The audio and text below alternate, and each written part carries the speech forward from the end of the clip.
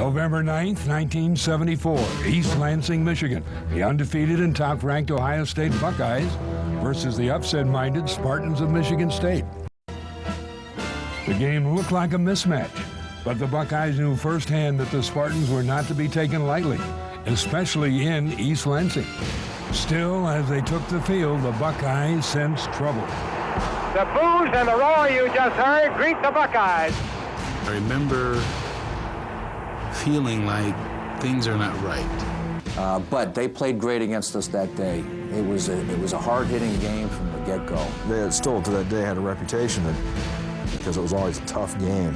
It was a tough, hard-hitting. I mean, every time you got tackled, every time you hit. And I can remember getting hit 3 or 4 times and thinking, those are the 3 or 4 hardest hits that I've ever had. Spartan defense in particular had come to play. Their physical style threw a wrench into the normally potent Buckeye machine. Numerous drives stalled. Field goals were missed, and turnovers, 2 fumbles and an interception were killing the Buckeyes' attack. Ohio State's struggles on offense weren't their only concern. Their heralded Buckeye defense had been crippled by injuries, forcing them to adjust on the fly.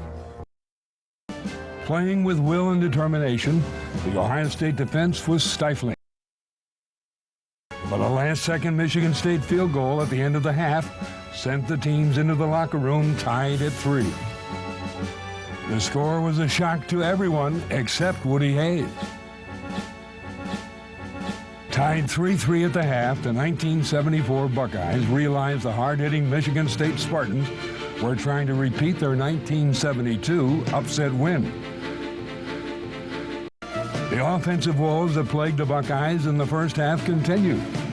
Their opening second-half drive stalled at the MSU 2, and the Buckeyes were forced to settle for a second Tom Claiborne field goal and a precarious 6-3 lead. The score stayed that way until the fourth quarter. He gives to Henson, and it's a touchdown, Ohio! And they now have a 12-3 lead, and the Buckeyes take it in, finally. The extra point gave the Buckeyes a 13-3 lead, a margin that usually assured victory.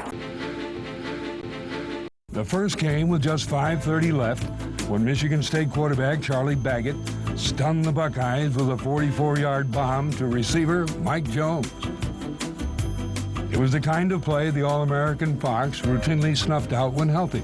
But on this day, his injury-riddled body wouldn't respond. The play brought the Spartans to within 4 points, 13-9, and put them right back in the ballgame. Back on offense, the Buckeyes tried to grind down the clock, but as it had all day long, the OSU offense struggled to move the ball. 55-yard kick, which pinned the Spartans back on their own 12-yard line.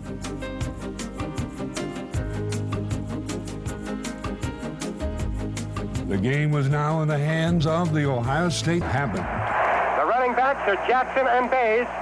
It is Jackson loose at the 30. He may go all the way. Jimmy Fox has a shot on him and misses him. He's going for a touchdown. Levi Jackson goes all the way for a touchdown. Levi Jackson runs 88 yards. Who would have ever thought that anybody could do that? It put the Spartans ahead 16-13. With just 3:17 remaining, the Buckeyes knew their national title hopes hung in the balance.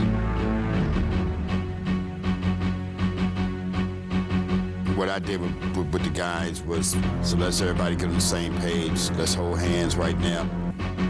Archie Griffin's 31-yard sprint to the Michigan State 40-yard line brought the OSU offense to life.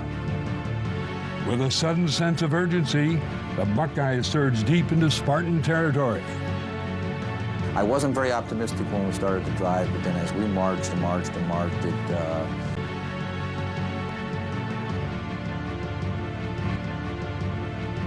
From the Spartan 6, fullback Champ Henson drove the ball to within inches of the end zone. Griffin, Henson, and Bashnagel are the running back. It is Henson forging his way forward to about the 1-yard line. He didn't get in, I don't believe. Counting. 7 seconds. And are they going to give him a chance to get a playoff? They didn't give him a chance to get the playoff. day. There was just total confusion everywhere. I think most people, players and fans and everybody alike, was what really happened. It took 45 minutes before the answer was known. All of a sudden, the door opens up, and it's Wayne Duke, Big Ten commissioner. And we were told that Michigan State won the football game. And I'm going to estimate that probably 40,000 of the people were still in the stands 46 minutes after time had expired, just trying to find out who won this football game.